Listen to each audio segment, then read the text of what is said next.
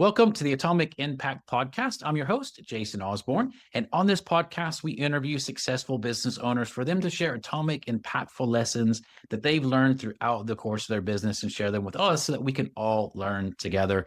As always, this show is sponsored by the LinkedIn Reverse Podcast Method, the new way that established businesses are creating a reliable acquisition channel of conversations with their ideal prospects. We use this method to book 26 qualified leads and sales calls in 10 days without any ad spend, outreach, endless social media posting, or any of those old, ineffective, traditional marketing methods that everybody hates. To find out more, direct message me on LinkedIn to have a chat. It's Jason A. Osborn. The link to that will be in the show notes below. But on today's show, I'm excited to have Emma Zia.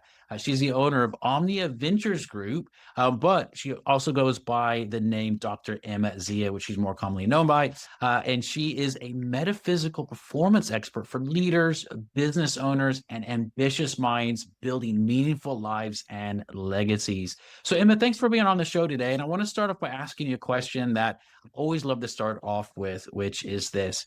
If you were somehow able to go back in time to when you started your first business, but knowing what you know now, what would you do differently in the first 12 months?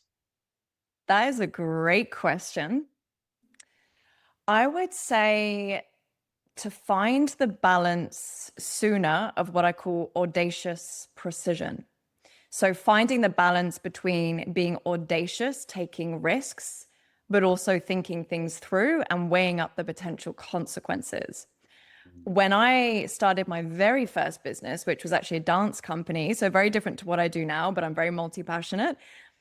I was very impulsive, very ambitious, very driven, such a visionary, but I would take action on these ideas and then not necessarily execute them all the way through to fruition. I didn't necessarily think through, is this still what I want to be doing in 2 years' time, 5 years' time, 10 years' time? Or how could this decision today potentially impact me in 6 months or 12 months? And then I kind of flipped the switch when I started my advisory business for high performers, and I almost was too cautious. So I would overthink and wait and pause and delay and just run scenarios over and over in my head. And I actually speak about those two patterns in my upcoming book, which is launching next week, where one is the chaos pattern. You go from one thing to another and not quite finishing what you need to. And then the other one is the control pattern, where you suffocate your own growth and scalability because you're gripping too tightly. And so I found a good balance, I believe now, and I call that audacious precision. It's being audacious, still being risky and ambitious and driven and big thinker, but also having this layer of precision in the way that I think about it. I love that. I love that. Great. What a great term as well. So ambitious precision. Very, very cool. I love that. Yeah, that's really cool. Well, I'm going to ask you a question then. I usually wait a little bit later to ask this, but because of that term, I want to ask you this now. And it's around challenges. We all have them. We can often feel like we're alone. We've never, no one else has ever gone through this. I must be the only one going through this. Obviously, it's not true. But I like to just make it more commonplace talking about these things. So having said that, and around this ambitious precision, what's the number one biggest challenge that you faced in business? And it doesn't have to be your current business. It can be something you've done in the past. But what's the number one business challenge that you faced so far? And what's the lesson that you learned from that? The biggest for me would be trying to hold myself together when there are so many moving parts. As a leader of a business, there is so much obviously you have to think about. There's team members, there's cash flow, there's delivery, there's system, there's operations, there's so much to think about. And there was one point in my previous business, which was a marketing agency, where it was not letting my team see how I was just trying to keep myself above water. And then they would come to me asking for promotions and can we do this event and can we do that? And I remember feeling this contrast of, getting myself into a good place with my margins and cash flow and everything like that. But then there was these constant added pressures being added on and trying to navigate that while still holding myself together and being able to lead each and every day. And what it really taught me, ironically, was actually the art of letting go of control. And I think that is almost where a lot of entrepreneurs do get stuck. And it's in that growth phase, you know, that 2 to 10 million a year phase where you're growing so quick and it's almost like you don't quite have the cash flow to invest in a higher team member. But then, so you're in that really difficult stage. And I would, if I could go back, I would do a lot of things differently. I would definitely simplify everything, because I think that was part of the problem, is that there was so much complexity at that size of business that didn't need to be, because I can do it. You know, there's that capability curse. When you're capable, you can add so much complexity, and it almost is better off being a bit more naive or innocent in a sense. So I would simplify it so that I would feel like I could let go of control and simplify and streamline everything. But yeah, that was a challenging time for sure. Yeah, yeah. Well, talking of that letting go bit, I know that that's a really hard thing for business owners. What are some of the things that you maybe systematically did to allow yourself to let go, trust yourself in letting go, to help you to be able to get to those places that you were able to get to and continue to go to? Mm. And I think you just hit on a key word there when you said systematically. Systems. Mm, Setting up structures and systems where you don't need to think. That was a massive thing for me. Also, improving the way that I would execute and delegate through my people. So, training people is one of the things I love the most. And it's one of the things that is, you know, in any business, people is the hardest, but also the most rewarding side of the business, because that is fundamentally what grows it. And so I would put a lot of time and attention into training them to almost relieve me from certain things, because I wanted my team members to be able to think as the business. I would always say to them, any idea, any decision you bring to me, any, you know, new client or opportunity, I need you to filter it through thinking as the business, so that when it comes to me, it's already gone through a filter system of, is this going to be good for the business? Not just, does this sound nice? Can we do this? But it's really having that filter system. So I would say setting up systems and structures and improving delegation and execution through people definitely was big for that. yeah, yeah, absolutely huge. So here's the next question then. The system side, people might be listening and go, oh, that sounds great. I get it. Systems, fantastic. But you mentioned something about the people side. No matter how good the systems are, or that thinking process of, does this work for the business?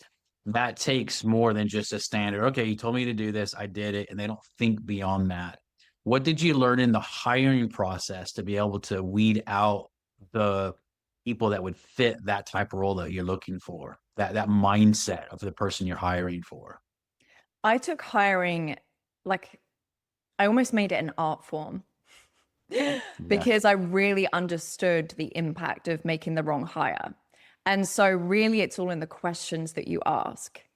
Even when the team members were hired, when we were on meetings and they brought something to me, I would then reflect questions back to them so they could come to their own realization or reflection about the thing that they were coming to me for.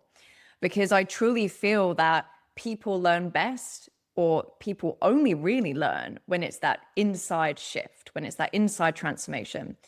So I would maybe ask questions like, why do you think that that would work out well? Why? Why? Just keep digging a little bit deeper.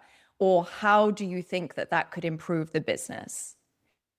What is that going to contribute to our revenue this year? Or what is that going to contribute to the customer service or customer experience? So I would ask these very specific questions and make them self-reflect. And then what I found is that through that training and repetition, they would then automatically do that. And that's how they started thinking as the business, is I asked them the question so many times that they were then expecting it. So they came prepared to answer it. Yeah.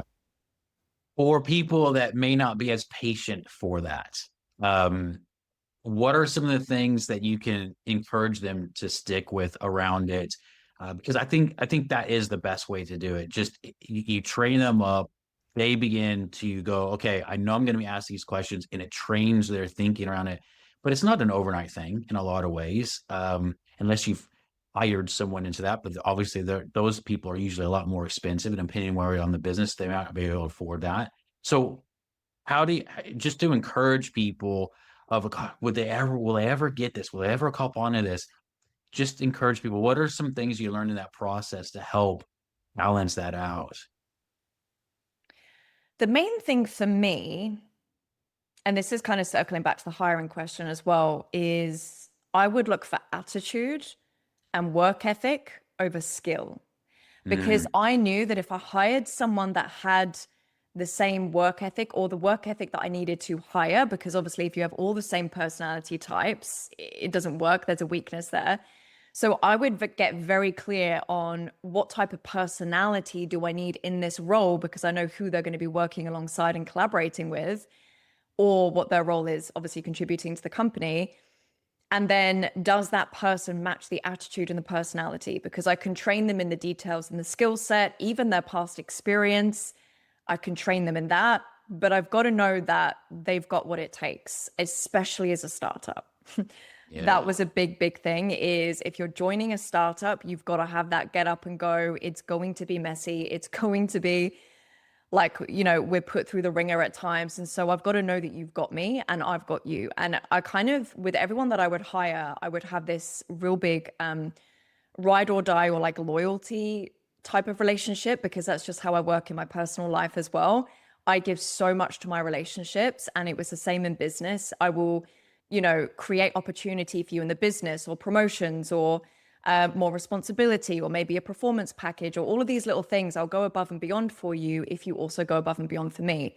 So I think that really helped create that dynamic, whilst also not making it too friendly. You got to not pass too much into the friend zone. So that was also a learning experience.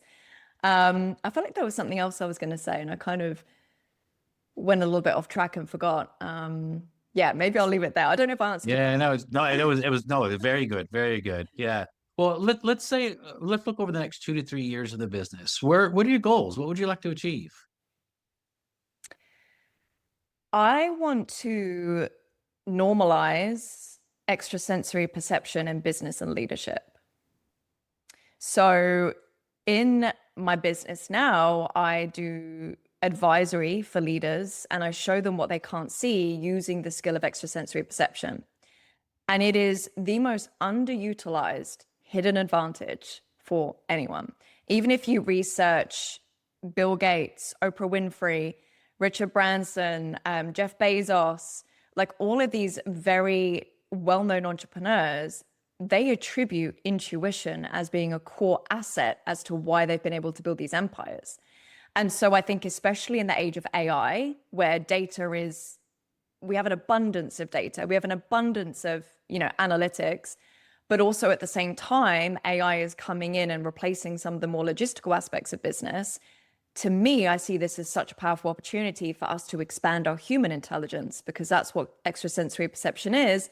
It's just using more of your mind to make quicker and better decisions. And to me, working with, founders, high performers, business owners, navigating complexity, uncertainty, chaos, I've never known a more uncertain time than right now, and as much of a pressure cooker than right now. There is so much importance of making sure that the decisions you make truly are the right ones. And that also comes with a question, well, you don't really know it's the right one until you make the decision. But I want to teach people how to recognize when the identity, fear, attachment, and conditioning is interfering, so that they can really understand that the identity hijacks typically before you can land on the clarity of that right next step. So for me, in the next few years, I want to normalize this and create. I'm working now. This is why I couldn't sleep last night. I was so excited on creating this training and education company around ESP. That's amazing. That's absolutely fantastic. Well, Emma, for people that are looking to get in touch with you or learn more about what you just discussed there, like, oh my God, that sounds amazing. What's the best way for them to get in touch with you? So my website, Emma Zia, which is spelled ZIA at the end, just emmazia.com. That's got everything there. I'm also on LinkedIn, Emma Zia, YouTube, Instagram, and I think that's pretty much it. Yeah, all the main socials there, which is fantastic. Well, I definitely recommend everyone checking out Emma on all those different places. Thank you so much, Emma, for being on the show and just sharing, being really open in your answers there, which I always love when people just, share openly and not try to give a canned answer. So thank you so much for just Of course. sharing your wisdom and experience and knowledge. So thank you so much for being on the show. I really appreciate it so much. Absolutely. Thank you for having me on. I really enjoyed it. You're very, very welcome. And as a reminder for everyone listening, this show is sponsored by the LinkedIn Reverse Podcast Method, the new way established businesses are creating a reliable acquisition channel of conversations with their ideal prospects without that old traditional spammy ways of marketing that people hate using. So to find out more, direct message me on LinkedIn to have a chat. That's Jason A. Osborn. The link to that will be in the show notes below. And until next episode, stay inspired.